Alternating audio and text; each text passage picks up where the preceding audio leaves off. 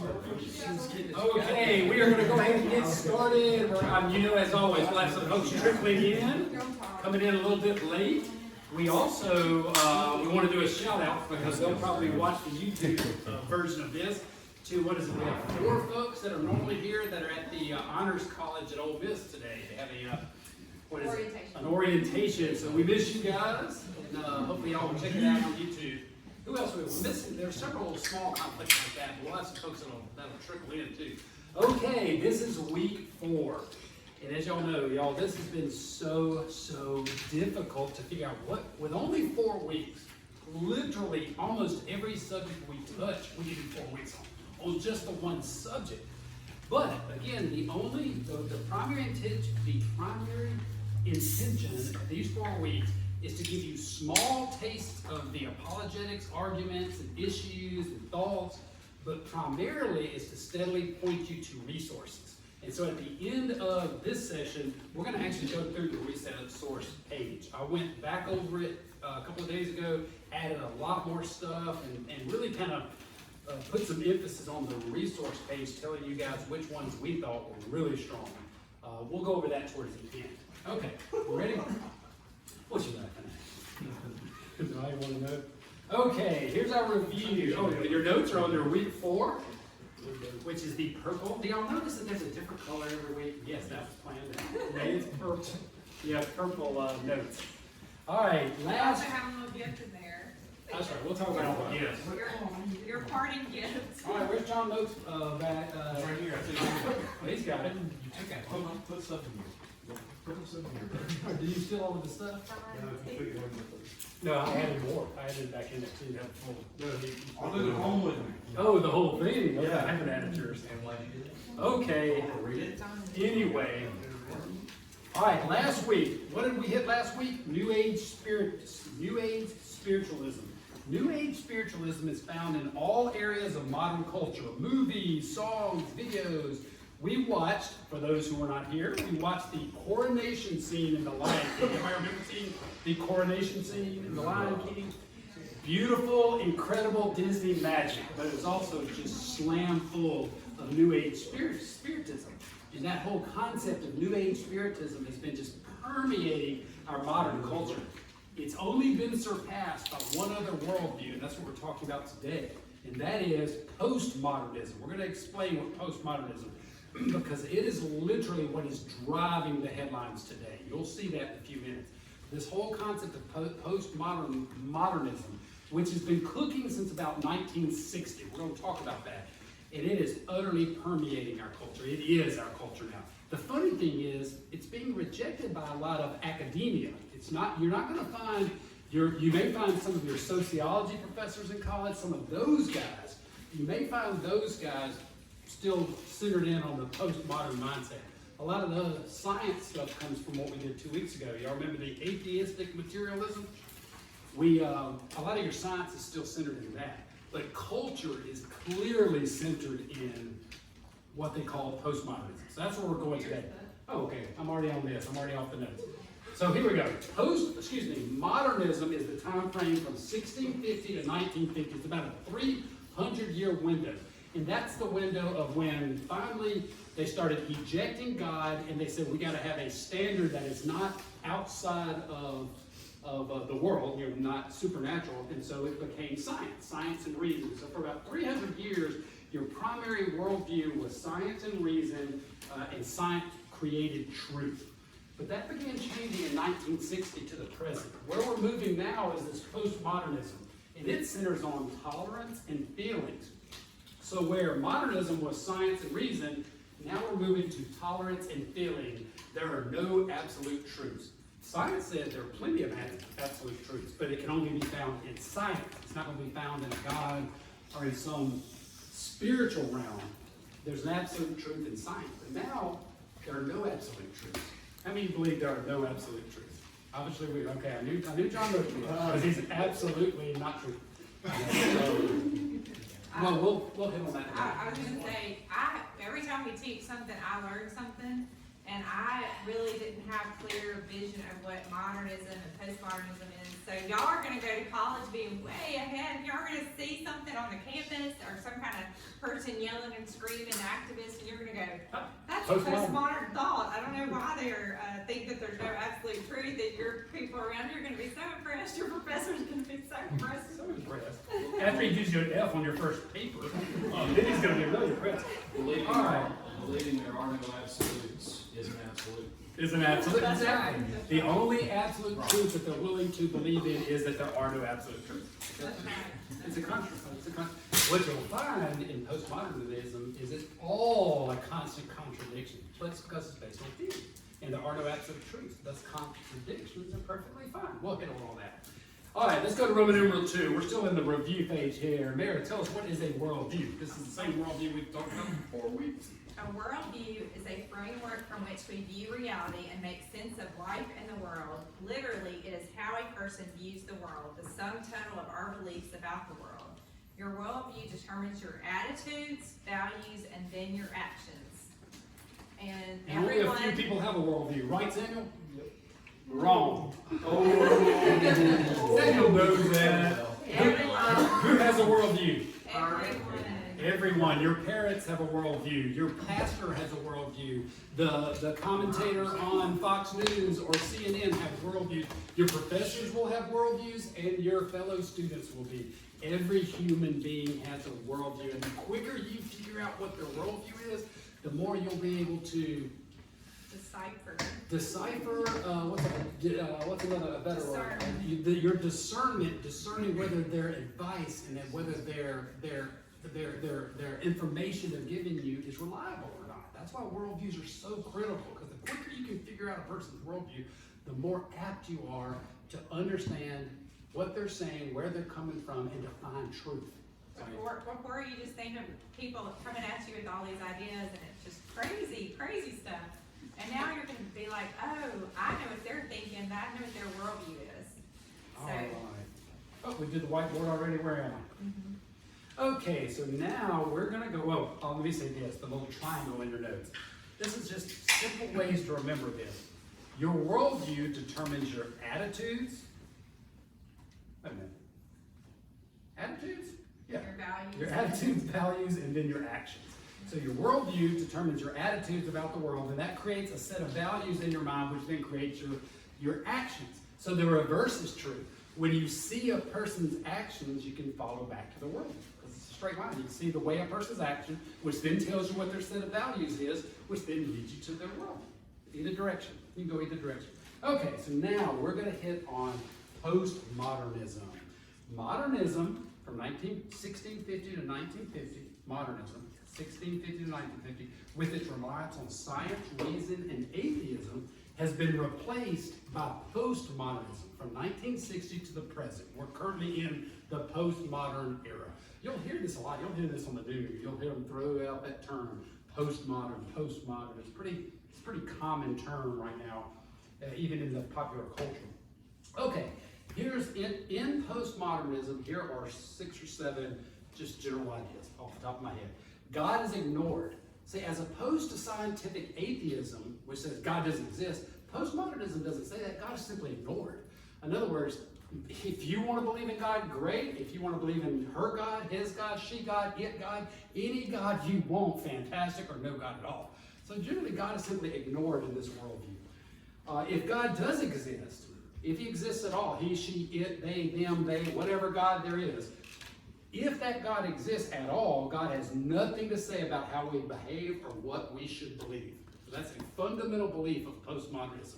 If that God really does exist, if it even does, he, she, or it has nothing to say about how you should act. Okay, in postmodernism, we create our own reality, and there are no absolute truths. That's the real key there. There are absolutely no, the only falsehood is you claiming something to be an absolute truth. Now here's the funny thing about those contradictions. Even a hardcore postmodernist who says they create their own reality and there are no absolute truths, you know what they do before they step off the curb? They look both ways to make sure that truck doesn't hit them, because they will absolutely die when it does. So it's just, that's what we mean by there's a constant contradiction in the postmodernist worldview. You make your own truth, and there are no absolutes, but they're going to look both ways before that bus hits them. I promise you, because they're going to absolutely die when it does. In other words, there's a constant conflict between what they say is reality and what really is reality. That's how a man can determine that he's really a woman inside and compete in swimming events and beat all the women and expect to be congratulated for it. Because it's postmodernism. Because you can create for yourself your own reality, and by God, nobody better tell me that they have an absolute truth and I'm wrong. You see how this works? Okay. Postmodernism, we create our own reality and there are no absolute truths. Now, I like this little statement. Emotions, feelings, intuition, reflection, magic, mysticism, and mystical experiences are all center stage now. Let me read that little laundry list again. Emotions, feelings, intuition, reflection, magic, myth, and mystical experiences are all center stage. Now here's a little, I'm going to get off the subject for just 1 second. You see this creeping into Christianity constantly. You see it right here in our evangelicals, good old, what I call our good old baby Baptist. You see it right in the middle of a lot of very strong, which we would have called strong evangelical stuff. And that's this whole concept of feelings and everything is emotion driven. And don't worry so much about the commandments of God.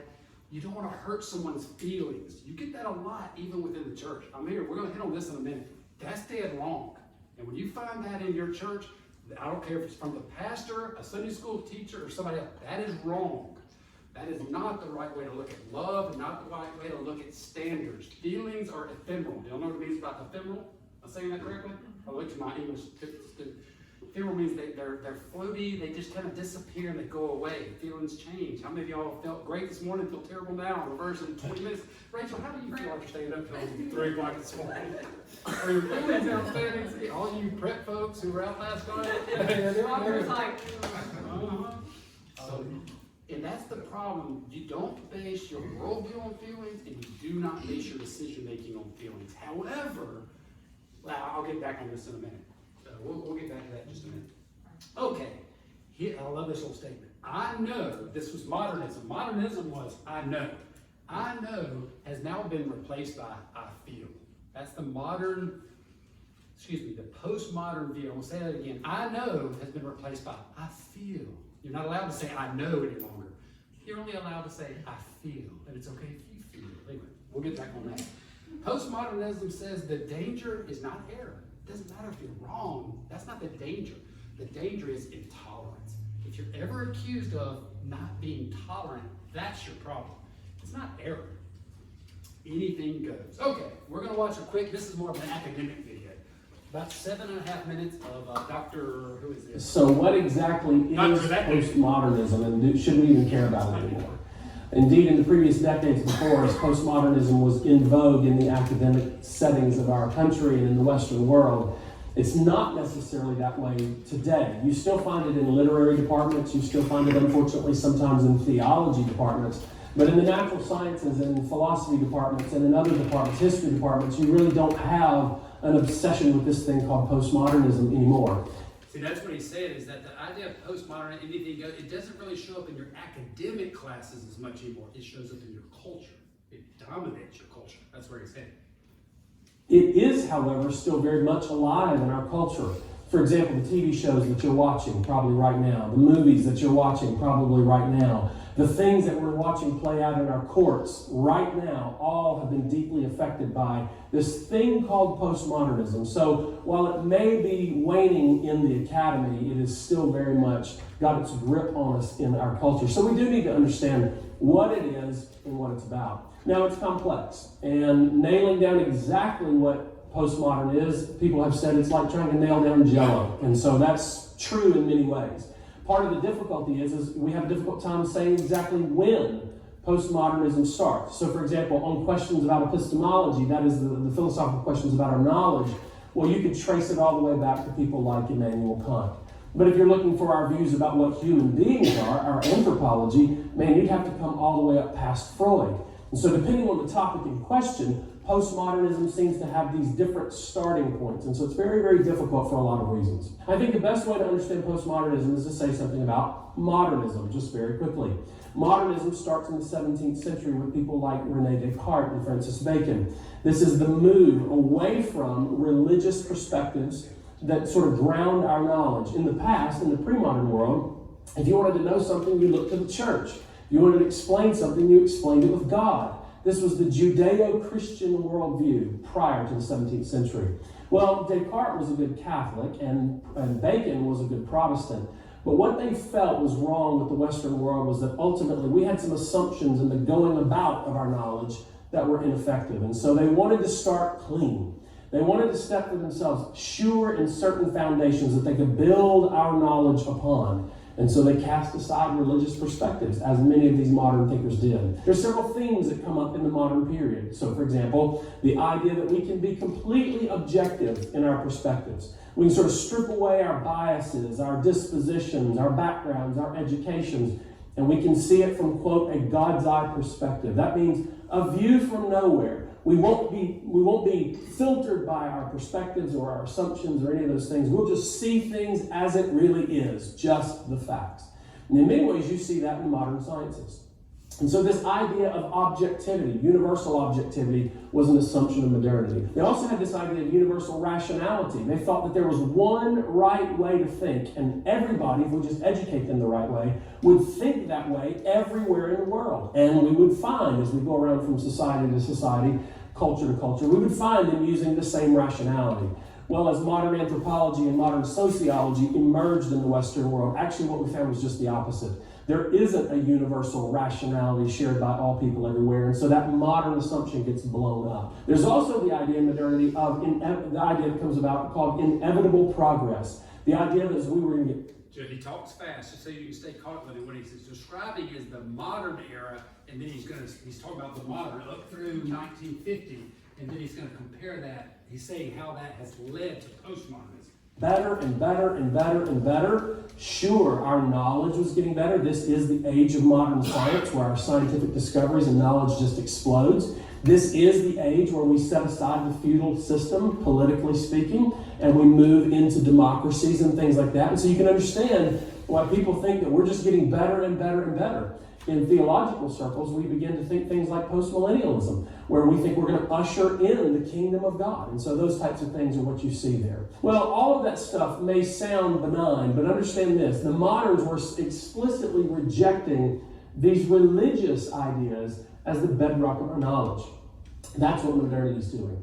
Postmodernity is now going to reject all of those modern assumptions and ideals. And to us, that might sound like it's not that big a deal, but here's the catch.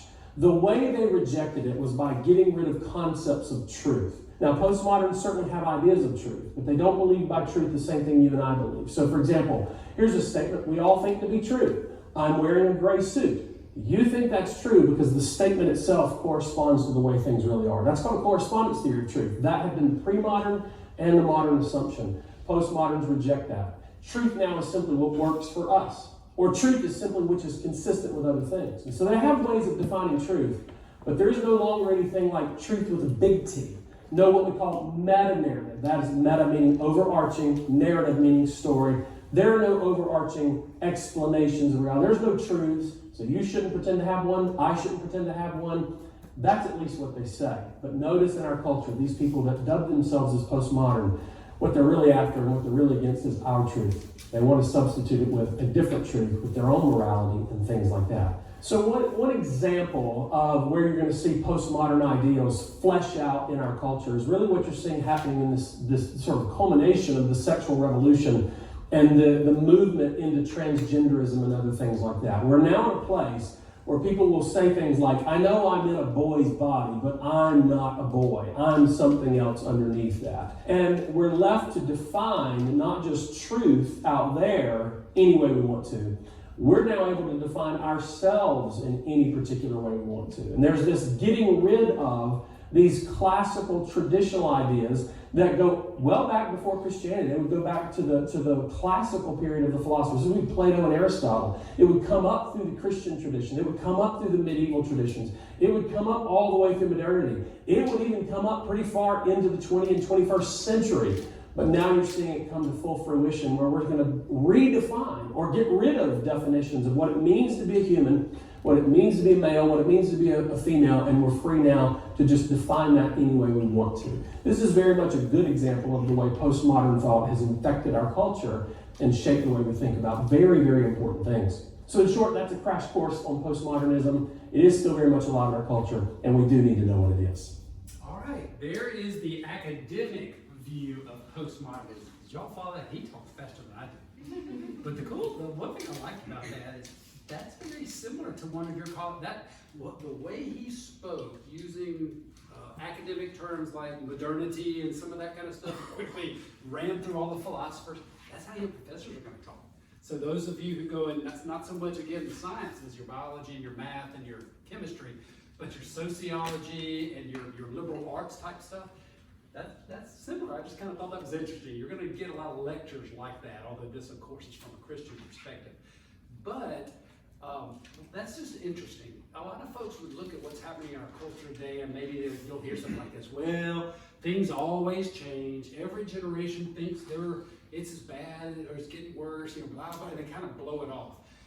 What I want maybe his few minutes in this idea of postmodernism to understand that this isn't just a fad from the last, say, 10 years.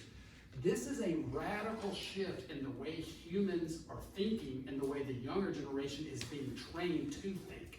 Because even during modernism, pre-modernism, and the classic period, the concepts of right and wrong and those sources of right and wrong and the way a person thinks they all overlapped.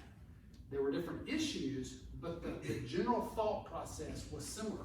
There is a fundamental change happening in our culture through this postmodern viewpoint, which is going to radically change the way our culture, it already is, y'all see it, but it's just getting started, where it's going to radically change the way our culture operates, the way we make laws, and the way we interact with each other.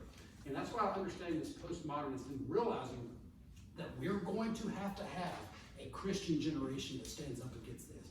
And if you remember way back at week 1, where I told y'all that over 10 years, y'all remember that statement I read to y'all that I'd written 10 years ago, where I'd said that this must be a generation that stands up and makes a difference, because this is what's coming. And unless we train you to understand, to fight against, and to sustain a biblical worldview, it is dying. It is quickly dying. As y'all know, we said this the last several weeks. Barna, 80 to 85% of evangelical youth, that's y'all folks that have been active in their youth group, walk away from the church within 2 years of college. 85%, and that's been going on for over 30 years, that trajectory. That tells you we ain't doing it right. That our generation has failed you. It failed too many of our prior folks in training them to teach them to fight this battle and to stand strong. We have failed. It is going to be up to you to change that. Y'all understand that? This is critical. I'm already on a point of my notes way down here. But it's very important that this be the generation that says enough is enough, and we will hold to our biblical worldview. We're going to draw a line and say it's going to depend on y'all now. We're going to have to pass that baton off to the next generation of college students, y'all. You will see this later in the notes, I'm just going to say it now. I'm so fond of saying this because it means something. I just think it matters. This world is a battleground. It is not a playground. And you need to have that firmly fixed in your mind. This world is a battleground. It is not a playground. If anybody tells you anything different, they are wrong. This world, I'm going to say it one more time, this world is a battleground, not a playground. Operate that way. All right, where I am. I'm sorry, I got way out. I'm so not on the notes. I'm sorry, what's that? I'll turn the page and give me that. All right, the postmodernist worldview. This is F. See, basically, I'm sorry, redone the notes down here. Postmodernist worldviews. Women demand. Examples, practical examples. These are practical examples. Women demanding to be called he, and men using girls' bathrooms. Males swimming as women and breaking their records. white activists destroying black-owned businesses in the name of black oppression. Let me say that again. White activists destroying black-owned businesses in the name of black oppression. Do you know how many contradictions are in that one statement? But you see it every day you turn on the news. No protection or love for the unborn. Death is a solution. The constant division of the human race into groups of victims. You see that constantly. I'm going to say it again. The constant division of one human race. Your Bible tells you that, and then we have a whole 3-week study we just did with the 20s and 30s something at First Baptist about what is race. The bottom line of it is this. Your Bible describes one race with a whole bunch of people that have a little different melanin in their skin. Marcus, you have a little more melanin than I do. That's the only difference. That God created you, He created me. We're imagers of His. We are one family, one brotherhood, serving those of us who have bowed the knee to Jesus Christ, one brotherhood, serving Him, waiting on the millennial kingdom for Him to tell us what He wants us to do then. That's our role. And we are one race. There are not multiple races. Your Bible describes one race and just a lot of different people groups. I'm sorry, I get off on that too. The constant division of human. And then postmodernism gives us emojis like this one. No. Have y'all used this one yet? Anybody use this one? I already used that.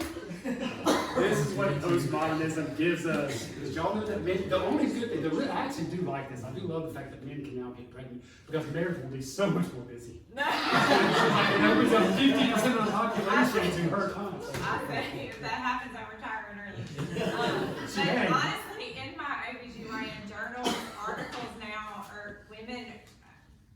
The articles are talking about like we have to say birthing persons instead of women or mothers, or there's like this tag about a study where women prefer to deliver in hospital settings, not birthing centers, but it was birthing persons prefer. And so now that's the politically correct term, a birthing person. I'm supposed to refer to women that I've talked about all my life as birthing persons. She doesn't do that, but No. the literature says that's what she should. Okay, truth, we're on G. Truth is dead and love, and here's the key.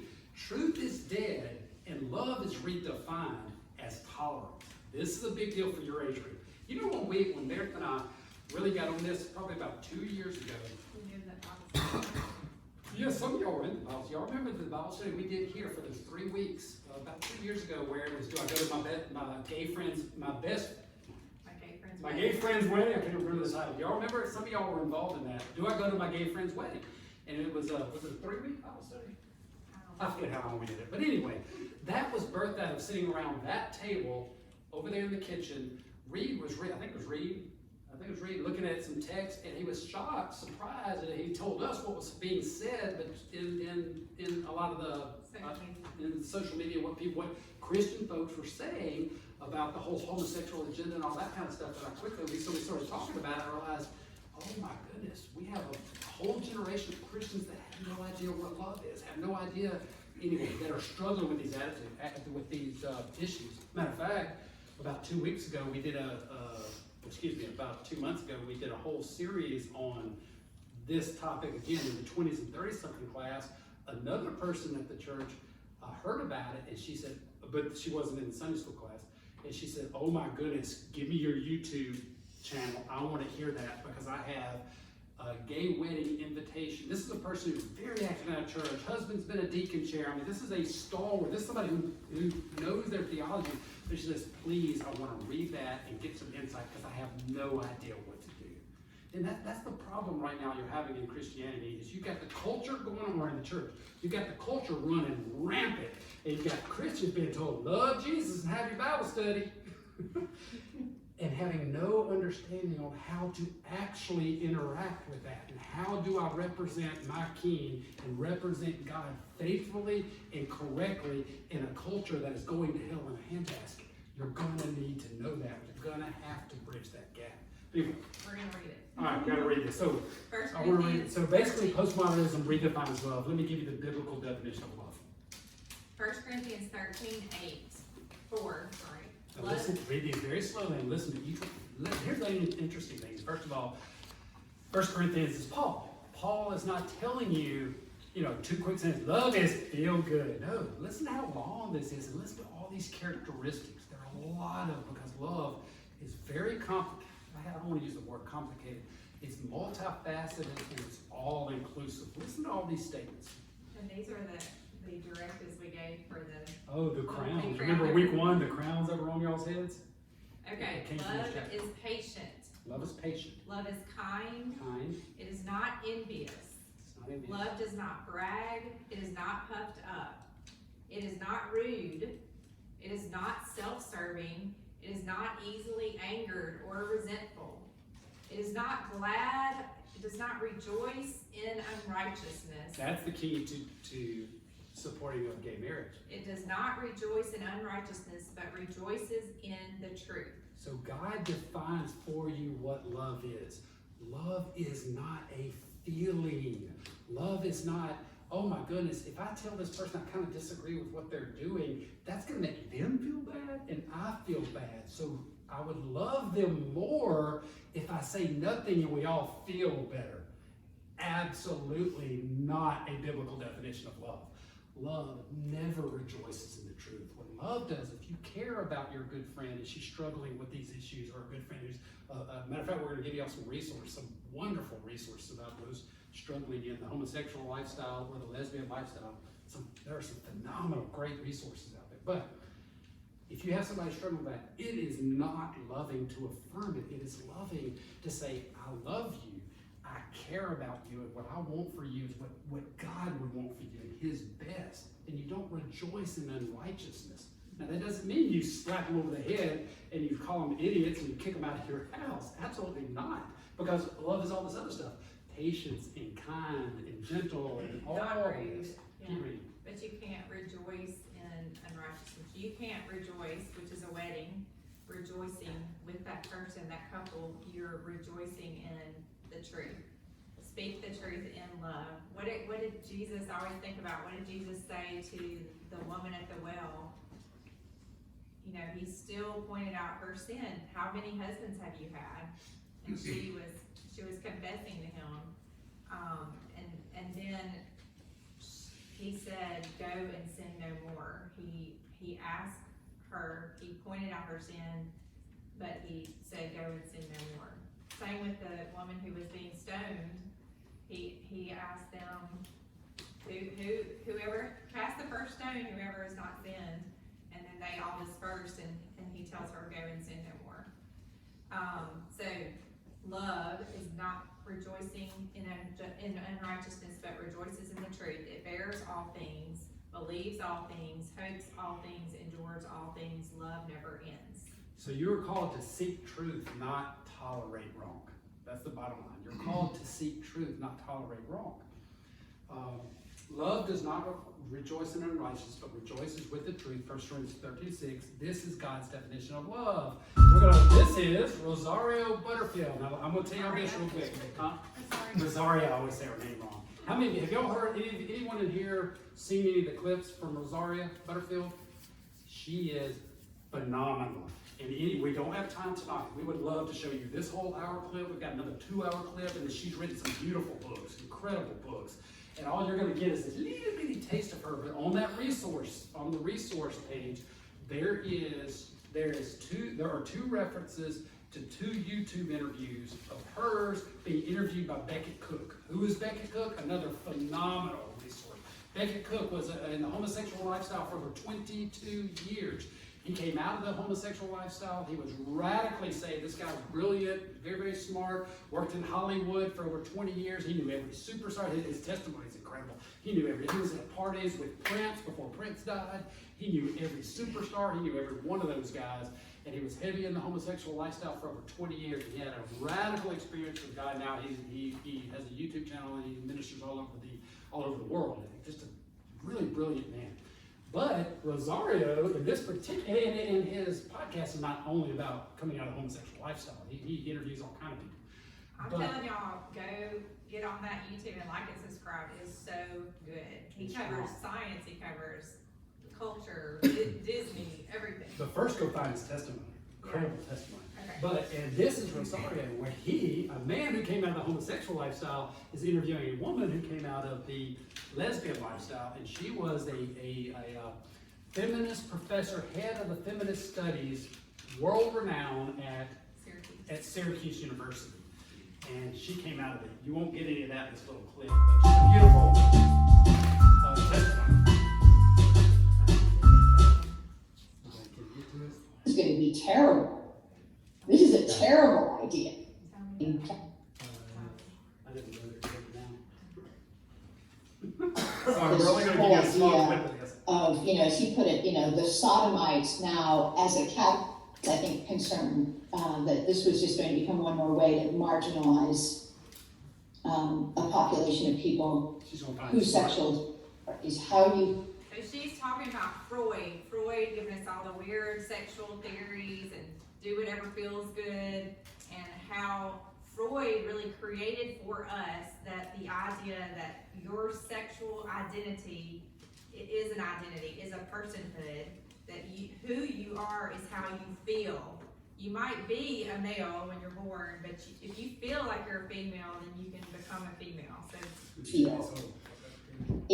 But how many of y'all, a lot of y'all know Ann Lewis? So y'all know a lot of girls from church know Ann Lewis. Ann suggests several of her books. We played this, and Ann was in our Sunday school. She goes, "I love her." I didn't know that Ann didn't know who she was. So some of you may have heard her information through Ann Lewis. Launched just a Pandora's box, really. And I think it's led a lot of people, into very strange places.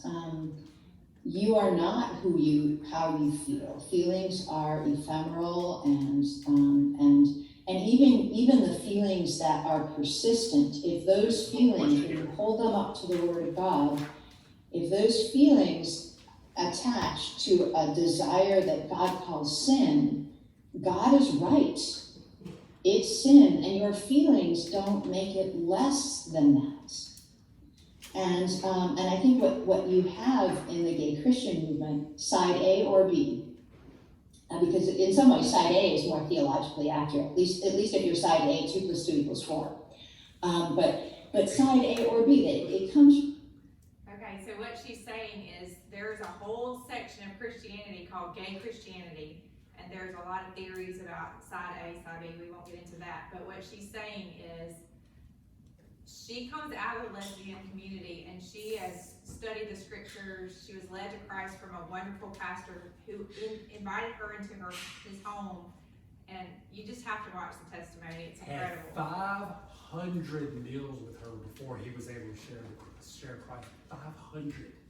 This pastor and his wife dedicated years of meeting with her until she finally came to know. That's how long it took. It was an incredible story. So that's what love is what our point is. That's what love is. You love somebody to the Lord, but you don't rejoice in unrighteousness. You still hold to what you know is absolute truth.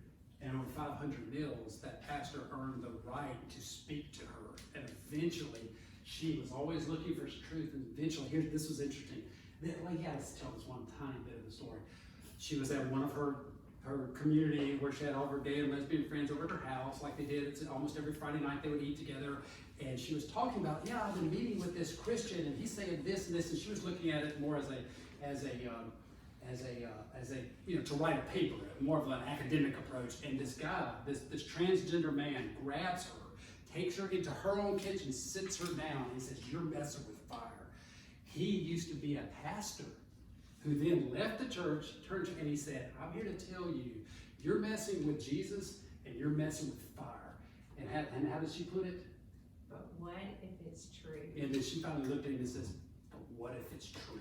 And that's when everything started changing in her life. And this went on for years till she got to that point. Just a fascinating story. Y'all just have to listen to this. All right, This is let's so keep good. Okay. All right, where are we? So now we're fast forwarding to modern day. What you see on the news. How do you see postmodernism today? What does it look like today? This is your nightly newscast. This actually is one from a newscast. This is Tucker Carlson from about 2 weeks ago. And welcome to Tucker Carlson Tonight. A week ago exactly, an unnamed saboteur of the Supreme Court leaked a draft opinion by Justice This is Alito a little long, but explaining why Roe v. you just Wade need to build the whole was case. overturned. Now, people are completely hysterical over it, but actually, as a legal matter, Alito's views were not especially controversial. Roe is bad law. Over the past half century, many have acknowledged that, including many pro-choice Democrats, including Joe Biden. So at this point, 49 years in, if you're an office holder who supports legal abortion, the obvious solution is to vote for legal abortion. Pass a law like they do in democracies. It's not complicated. That's how it's supposed to work. But Democrats have no interest in that. Democracy is a tiresome process, and worst of all, the outcome isn't always guaranteed. They prefer what they call direct action, not democracy. So liberal activists immediately set about threatening Supreme Court justices and then attacking Christianity. A group called Ruth Sent Us, which is named in honor of Ruth Bader Ginsburg, posted the home addresses of every Supreme Court justice who is conservative. Why they do this? Well, of course, to invite violence and harassment, to get them to change their votes. Then Ruth Sent this to practicing Catholics across the country, quote, "Stuff your rosaries and your weaponized prayer. We'll be burning the Eucharist to show our disgust for the abuse Catholic churches have condoned for centuries." Now you think the Biden administration might... I just want y'all to know that I want to be accused of having a weaponized prayer. I want to be accused of that. something to say about this. It was all public. Joe Biden purports to be a Catholic. Intimidating judges, by the way, is a federal crime. But no, the Biden administration did not try and stop this. The Justice Department did nothing. In fact, from her podium at the White House, the president's publicist endorsed the coming harassment very clearly. Quote, "The president's view is that there's a lot of passion, a lot of fear, a lot of sadness for many, many people," Jen Psaki explained. So the message to Joe Biden's abortion militia could not have been clearer. Go forth and terrorize. That's the word from the White House. So that's exactly what they did. Here's the mob this weekend outside Brett Kavanaugh's house.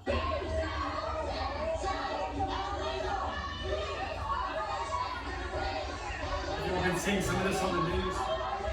This is going somewhere. A lot of this first part's more political than I Brett think. Kavanaugh is a Supreme Court justice. But we're He's going also somewhere. a husband and a father, as you just saw. He lives in a pretty normal neighborhood outside D.C. He doesn't have a wall around the house, and more to the point, his 2 daughters are home. So imagine what it must have been like inside the house if you're Brett Kavanaugh or his wife or his daughters. The people outside didn't care. The woman who organized that protest outside Kavanaugh's house lives right down the street, apparently. She's a deeply unhappy individual called Lacey Wooten Holloway. Wooten Holloway brought the mob to Kavanaugh's house for a very specific reason, not just because she was angry, which she is, but because she wants Brett Kavanaugh to change his views and support Roe v. Wade. She was intimidating a federal judge, all of them were. And once again, that's a federal crime. It could not be clearer. And yet, Lacey Wooten Holloway, who bragged about organizing this, was not arrested. She wasn't even scolded. Instead, she was rewarded. Lacey Wooten Holloway got a glowing profile in the Washington Post. So once again, in effect, our leaders in Washington sent a very clear message to the mob, as they did for BLM. Do what you want. We're on your side. It's not like you're insurrectionists. So the mob did. Look what the mob did to this Christian counseling center in Wisconsin over the weekend. If abortions aren't safe, then you aren't either. That's just part of the message outside Wisconsin Family Action here, and it continues inside the building. It's What a you're seeing around counseling here right center, now, this counseling isn't the center. answer to anything. Also written in debris and glass in her office, Wisconsin Family Action President Julian Appling says the message is clear. It's precipitated by the late Supreme Court opinion, right? I mean, it's obvious. Madison police say it appears someone threw a Molotov cocktail inside the building. You're not safe. Now, the Christian Counseling Center had nothing to do with Samuel Alito's opinion, of course. The Christian Counseling Center only talks to women who are pregnant and aren't sure what to do next. They don't make money doing it. They're not Planned Parenthood. They're not getting rich by giving gender-altering chemicals to your kids or committing abortion. No, they're just talking to girls who are confused and upset. Some of those girls wind up having abortions anyway, but the people at the Christian Counseling Center are trying their best to do their duty. They're not doing anything aggressive at all. But because their views are repugnant to the left, their building was firebombed. You're not safe, said the firebombers. Apparently they aren't. So how did the media cover this? Well, here's Politico, which is not even a news organization anymore. Here's how they describe this firebombing. Quote, A fire broke out Sunday at the office of an anti-abortion group in Madison, Wisconsin. Oh, a fire broke out, really? In the newspaper agreed, quote, fire breaks out at Wisconsin anti-abortion group office. Oh, just broke out. Quote, the police chief in Madison, where it happened, quote, the arson is not considered a terrorist incident. So, firebombing with Molotov cocktails, for political reasons, threats left on the wall and spray paint, definitely not terrorism. Let's call it activism, because, fire broke out. So, of course, fires will continue to break out, if that's your posture, and they are, and more. Here's surveillance footage that we obtained of an attack on the Christian nonprofit concerned Women for America. It's based in Alexandria, Virginia. The point he's going to is that you can see him Christianity is attending under intercom attack. from the wall, exposing himself, and a lot more. So this just happened over the weekend in response to Sam Alito's opinion, with which Concerned Women for America had nothing to do. They had no role in it whatsoever, but because they're Christians, they were attacked. The FBI's been notified. Have arrests been made? No, it's not September. It's not January 6th. No one stopped the person who did that. No one's arrested. And no one has stopped the thugs who terrorized Sunday masses yesterday either, across the country. This was the scene of the Sunday Mass in Los Angeles. This is at Catholic churches. 2 weeks ago.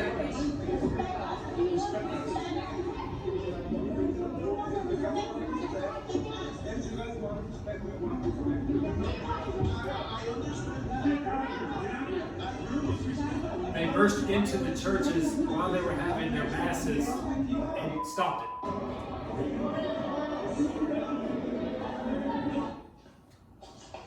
So, among other things, sincerely religious people are a reviled minority at this point in the United States, and the Biden administration has made it its job, its self-described job, to protect unpopular minority groups.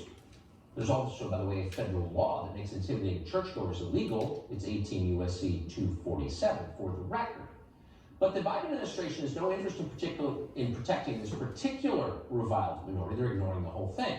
That means that churches now need armed guards to protect themselves, but those guards are also now being targeted. Why? Pay you to take care of people! We pay you to take care of business!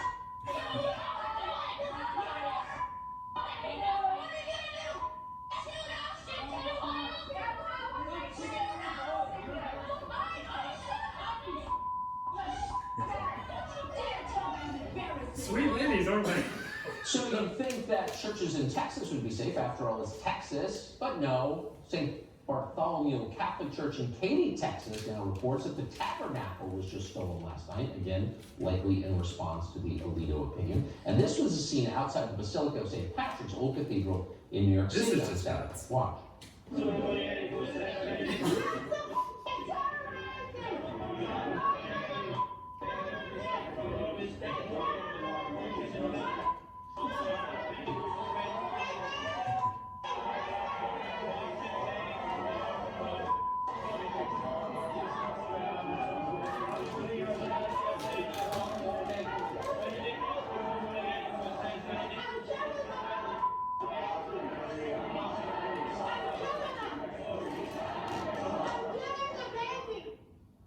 I'm killing the babies. Could you get away with that outside any other religious center, any other group of worshipers? Probably not. We wouldn't support it. So maybe you're starting to think this isn't actually about Roe. Maybe it's about something more than that. Maybe it's about something much darker than that. Take a look at what Democrats are doing in Congress right now if you want a sense of what their plans are. This is a real passage from a new abortion bill the Democrats are trying to get through the Congress, and we're quoting. This act is intended to protect all people with the capacity for pregnancy, cisgender women, transgender men, non-binary individuals, those who identify with a different gender, and others. So there it is. It's not really about codifying Roe. Abortions for people who, quote, need them, safe, legally rare. It's about something much bigger than that. It's about displacing God as the great decider. Democrats now reserve the right to rewrite biology, which is to say, dominion over nature. Now they're in charge. So again, this isn't just about intimidating Supreme Court justices, 5 of them, into changing their views on Roe v. Wade. It's about attacking Christianity, because Christianity stands in their way. MSNBC just comes out and says it. Watch. The Christian right's decades-long push to revoke abortion rights is just part of their broader agenda. Well, what else? What else do they want? What else is at stake? This is not just about abortion.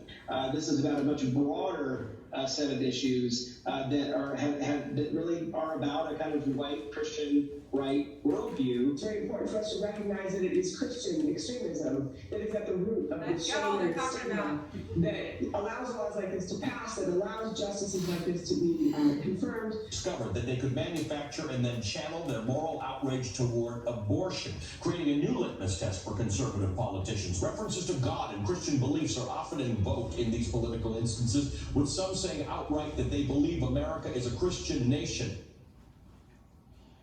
So they're mad not really just at Alito, but at Christianity and Christians, believers, people of faith. They have been for a long time, but it's weird if you think about it. Why are liberals angry at Christianity? You wouldn't think they would be. Christianity has been the single greatest force for human rights in history. In fact, the Western understanding of human rights, our understanding of human rights, all of us, atheists included, is based on Christianity. That's where it comes from. Christianity is the reason we don't have slavery and segregation and children working in factories. Christians did that. So if you're a sincere liberal, it would seem odd to hate Christians.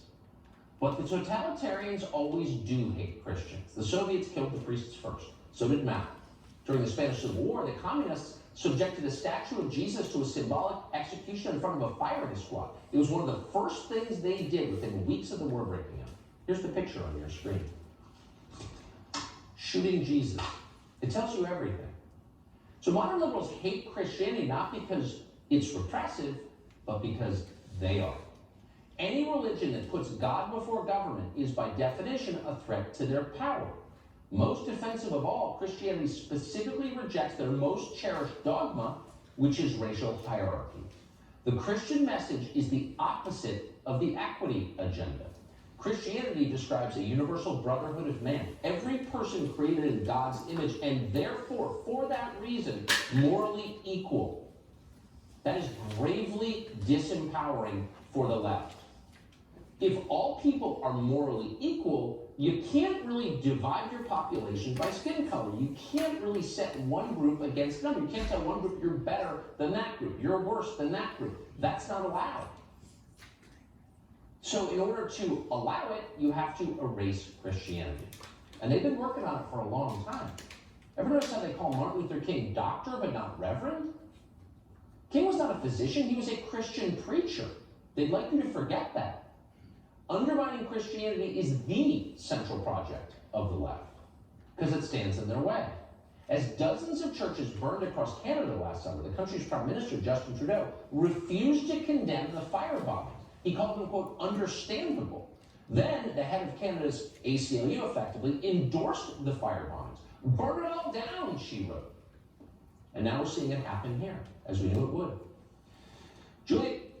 All right, so I knew that was long. That was by far the longest clip that we normally show. But he builds a case, and I think a pretty powerful case, for what that postmodern worldview is permeating. And ultimately, if you believe that there are no absolute truths, and everybody should believe what they're allowed to believe except for one, and that is a faith that claims to have an absolute truth, which is Christianity. So see, it's more than just, this is just the latest way our culture is thinking, and it'll pass in a year. It is a radical change in the way people think. And for the first time in American history, it is the Christian worldview that is the target. Let me play this little set. Yes, we have now that we're going to skip forward, just give a little bit of Opinions, because that's how the system works. Now, we're going to take you down to Alexandria, Virginia, outside Justice Samuel Alito's house, to show you what it looks like when you write an opinion the mob doesn't like. Those are a lot of pictures. Jason Whitlock has been watching all of this. This is a great smart. Jason is a very smart man. So let's turn that off. Too much. Jason Whitlock, host of Fearless. I appreciate your comment tonight. It pains me even to put stuff like that on television. People should see, what this actually looks like. Tucker, I'm a mix of emotions right now. I'm honored that you would have me on a topic this important. I'm enraged after watching your monologue and the way you captured and framed everything. Looking at the behavior of these people, is sickening. But I'm also a bit optimistic and joyful that they've unmasked themselves and shown their wickedness and their evilness and their hostility towards God and a biblical worldview to the point that it now has to be publicly addressed that we're in a battle of good versus evil. This is a spiritual war that we're in. There is a war on God. It's not an attack on Donald Trump. It's not an attack on Tucker Carlson. It's not an attack on Jason Whitlock. It's an attack on God and the truth. And I'm joyful because this reminds me, even though I didn't live in this era, but there was a pivot point where people were so grossed out by what they saw in the 1960s from racist bigots that beating Christian people on bridges and protests and things like that, that people had to wake up and say, that's evil and I don't want to be associated with it. Looking at what we're doing to Supreme Court justices, looking at the way churches and Christians are being attacked, that's a level of evilness that people should be repulsed by and say, I don't want to be associated with this. What is wrong with these people? Yeah, I mean, especially since, and many Christians don't live up to the standard. I mean, none of them live up to the standard, but there's some bad Christians out there. But as a group, there's no kinder group. It's so strange, and no group more committed to nonviolence. So it's kind of strange to see them as the boogeyman, right? Tucker, you captured everything. There's a fundamental misunderstanding of what has made America great. We've demonized the founding fathers and the founding documents. We've demonized them for the biblical principles that are in those founding documents, the Declaration of Independence and the U.S. Constitution. Those biblical founding pieces are why we ended slavery, why we ended Jim Crow, why we passed a civil rights, why women got the right to vote, why it's been a force for good and improvement. And these people want to tear it down and uproot the Constitution that saved us and made America live up to ideas that made this country great and the envy of the world. This is wicked. This is a level of wickedness I don't think we've ever seen in America. And I say that, and I know that we've had slavery and other levels, but those people, our founding fathers, read the Declaration of Independence. They knew slavery was wrong. Yeah, they did. I hope we pull back from this, and I agree with you, it is wicked. I'm going to read Matthew 10:34. Do not think that I have come to bring peace to the earth, Jesus says. I have not come to bring peace, but a sword. For I have come to set a man against his father, a daughter against her mother, a daughter-in-law against her mother-in-law, and a man's enemies will be the members of his household. Whoever loves his father or mother more than me is not worthy of me. Whoever loves his son or daughter more than me is not worthy of me, and whoever does not take up his cross and follow me is not worthy of me. Whoever finds his life will lose it, and whoever loses his life because of me will find it. Read that first statement one more time. Do not think I have come to bring peace to the earth. I have not come to bring peace, but a sword. That is one of the biggest misconceptions that's floating all through the church. That was straight out of the mouth of your Savior, Jesus Christ. I did not come to bring peace, but a sword. And there would be division when you stand for Christ, because you will. But anyway, the point, I don't want to go too deep here. The point is that if you have this idea of Christianity, that I gave my heart to Jesus, and it's just going to all be perfect, there'll never be any conflicts, we all know that that's not real. And the reason we're hammering on this worldview so hard right now is this is the worldview that's going to permeate what's going on over your next 5, 10, 15 years, in the next 4 years of college. And we want to encourage you to be those Christians who know what they believe and stand up for what they believe. Because this world is not a what ground? It's not a playground, it is a battleground. Know that. All right. Okay. This is really this is a PragerU video from Adrian Johnson, a neat lady who was a hardcore atheist who came out of atheism. And this is, and of course, PragerU is on the research page. Let's listen to her. Very good website, by the way. God set a hole in my heart. I was trying to fill it with other things and just leaving chaos in it.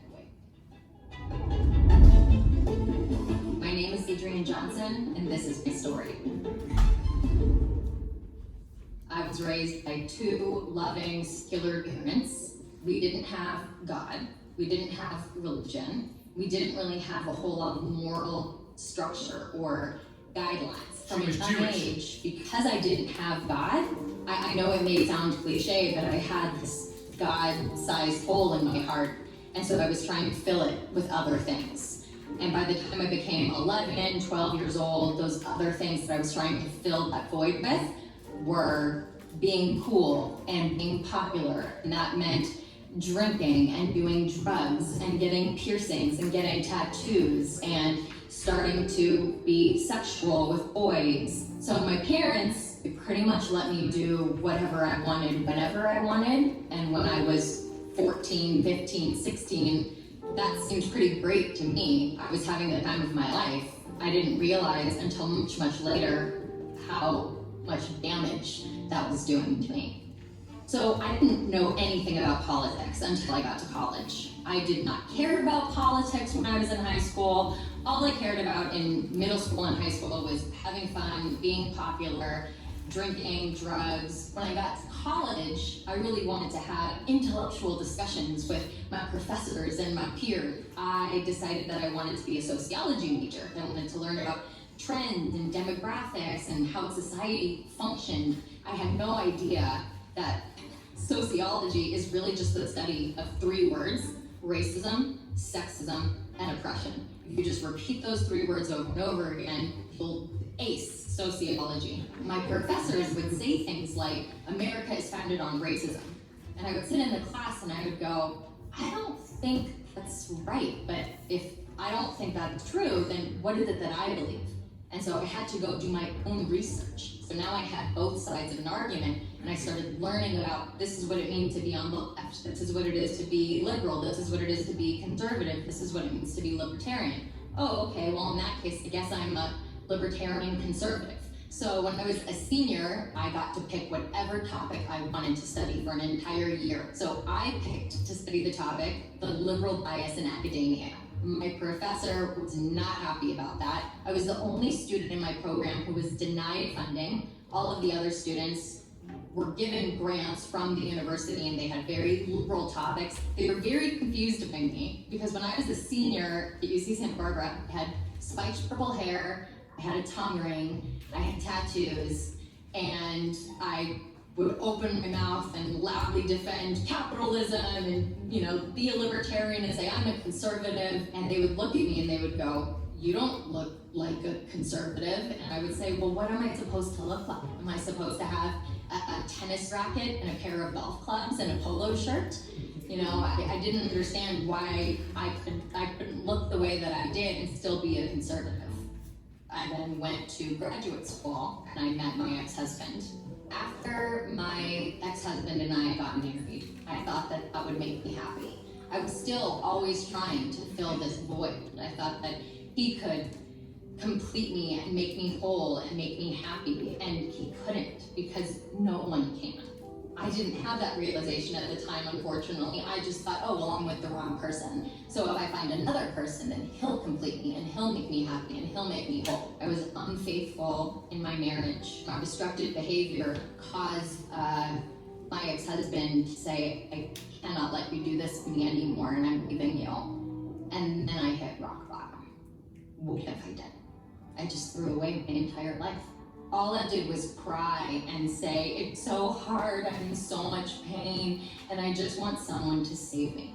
But nobody could. After years of playing a victim, of being in therapy, of taking medication, of complaining, but never actually taking ownership for my life, I realized, oh, I have to do something different in order to make a change. I started going to self-help groups for people who struggled with sex and love addiction. There was really no other alternative. So I went to these meetings, I went to these groups, and I asked for help. I met someone there who was willing to sort of take me on and be a mentor. And I asked, will you help me?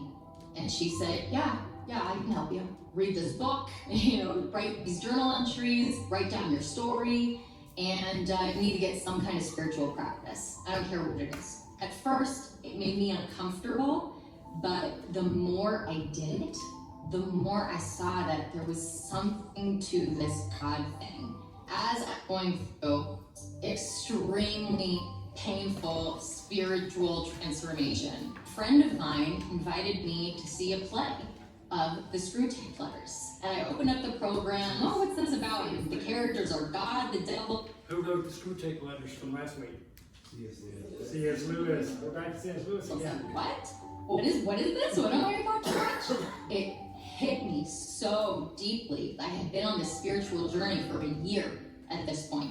And when I saw this play of the Screwtape Letters with Max McLean, it blew me away.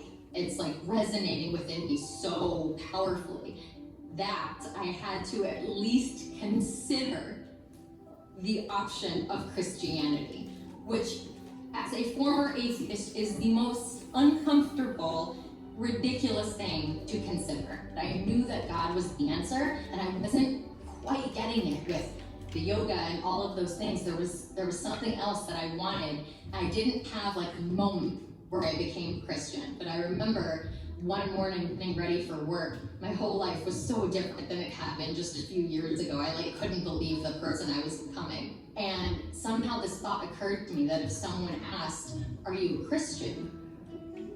I'd have to say yes at this point. Like, I'm a Christian now. I believe in Jesus.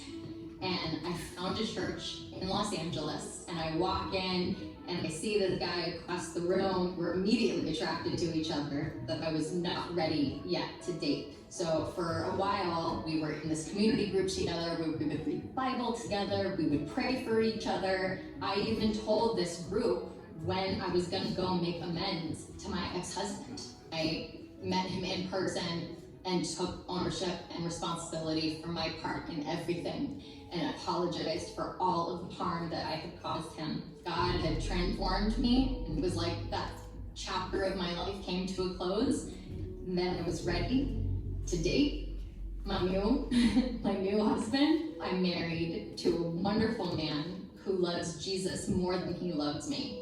And we have 2 amazing children together. And I never thought any of this was possible for me. I thought when I had thought, well, that's it. I ruined my chance at happiness. I'm never gonna have any of that. And then when I became a Christian, I thought, what nice Christian guy is gonna want these damaged goods? A divorced, adulterous, former atheist covered in tattoos. And God was like, don't worry, honey, I've got this total weirdo picked out for you. This other Christian guy who's also covered in tattoos and has plugs in his earlobes. Our God is the God of a million second chances, and he can work with anything as long as you give it to him. I am satisfied in God unlike anything in this whole world can ever and will ever satisfy me. I can never get it from another person. I can't get it from my status. I can't get it from money. I can't get it from how I look. I can't get it from anything. But with God, I am fully satisfied. There were a few years when I really did step away from politics. Okay, I'm gonna stop there. This video gets to me every time because I just want you to look at people around you that way. They may have tattoos, they may have purple hair, they may have earplugs in their ears. They may be some of your fellow students next year. They might be different from you, but they all have a God-sized hole in their hearts. And they all, as vehemently as they might be yelling at that police officer against abortion, they all are missing what you have. And don't ever forget that. In Philippians 2, it says, as a result, God highly exalted him, Jesus, and gave him the name that is above every name, so that at the name of Jesus, every knee will bow in heaven and on earth and under the earth. That's a future time when every knee shall bow in heaven, on earth, and under the earth, and every tongue will confess that Jesus Christ is Lord, to the glory of God the Father. Keep that in mind. Understand that no matter what you go through, no matter what the path is, no matter how crazy things look, remember, we talked about this about 2 weeks ago, that you're in a training time. You view this as your training for what God has for you both for the rest of your life and more importantly, for eternity in his kingdom, because you guys are made to be what kings and Kings and Queens of Narnia. Now we're out of time, guys. We knew we had so much crammed in tonight, and I was about to play another Narnia clip. But we're not. We're gonna skip it because we kind of. You know which Narnia clip I was gonna play? It was where what's that? Which one? The White Witch The White Witch bows down. So we can see that C.S. Lewis's depiction of every knee shall bow, including Satan's. Understand that you've already won the battle. You are kings and queens of the Most High. You're simply in training for that ultimate destiny. Do not forget your destiny. Where are we now? Might as well. All right, I know we're about 15 minutes or 12. We got to play this. There is only one way. Does anybody know that? Anybody know this movie? Yes? Y'all know this movie? This is the way. This is the way. This is the way. This is the way. This is the way. This is the way. The way. This is the way. This is the way. This is the way. This is the way. This is the way. This is the way. This is the way. So in the words of the Mandalorian, this is the way. Jesus Christ, I am the way, the truth, and the life. No man comes to the Father except through me. That is the way. All this other stuff is confusion and misleading and junk. But this is the way. That it? Pray us that. I'm sorry. I'm gonna pray about Or it. you want to read that? Go ahead and read it. In the beginning was the Word, and the Word was with God, and the Word was God. The Word was with God in the beginning. All things were created by Him, and apart from Him, not one thing was created that has been created.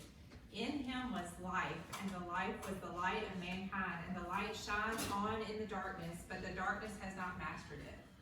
A man came sent from God, whose name was John. He came as a witness to testify about the light, so that everyone might believe through him. He himself was not the light, but he came to testify about the light. In true light, the true light who gives light to everyone was coming into the world. He was in the world, and the world was created by him, but the world did not recognize him.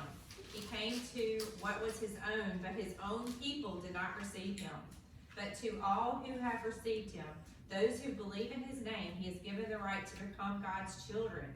Children not born by human parents or by human desire of a husband's decision, but by God. That's your destiny.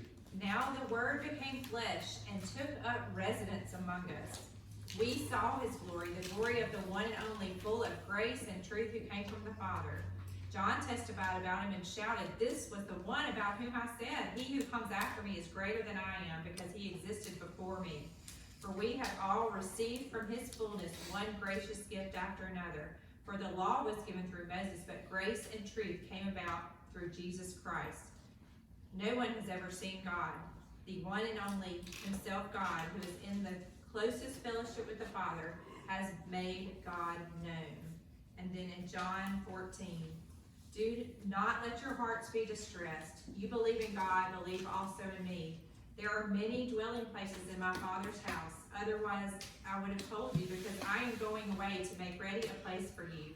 And if I go and make ready a place for you, I will come again and take you to be with me, so that where I am, you may be too.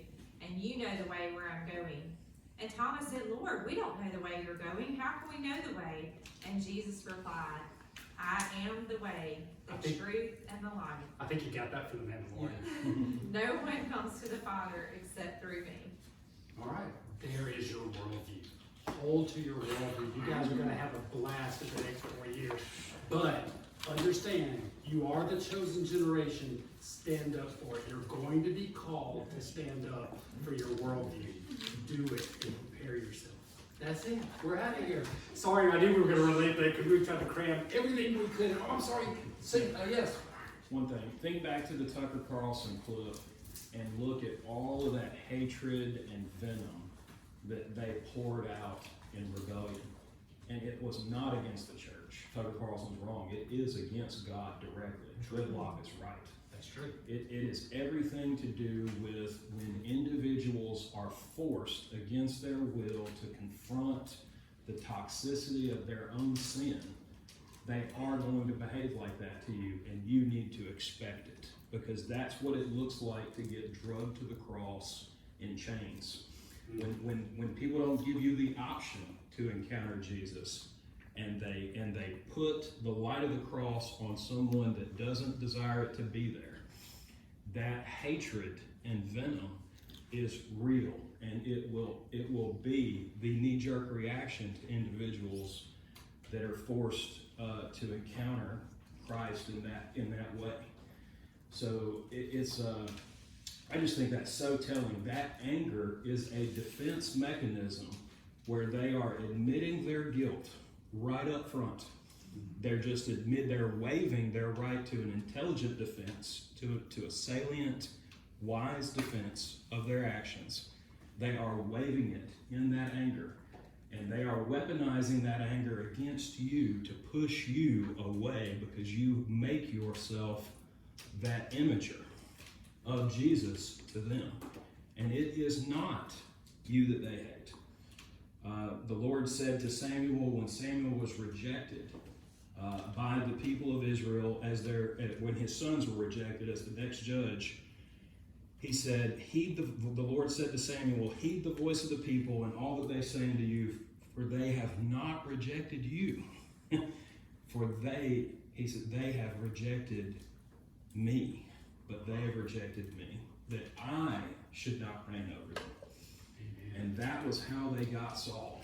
So that is what you're seeing there. That's the people rejecting the presence and the testimony, the pure light of Christ. And when roaches see the light, they run for cover. And that's what they do. They're acting out crazy. And we are his representation, though, so we will get the brunt of that if we are standing firm with Christ. Which is why Jesus said, I didn't come to bring peace, but to bring a sword. Because he knew that's the reaction you ultimately will get. All right, last thing, we gotta go. We are so far behind. Just take a look where I'm going is. On that front page, there's your resource page. I added a bunch of stuff. I gave you who our favorite theologian is. I gave you all the Beckett Cook podcast in here. You guys take the time over the summer and just go to these various websites, go to these various YouTube things, check it out, bounce off of it. You guys will have a blast, and you'll have tons of resources for next year. Let's pray, God, here. Y'all go swing.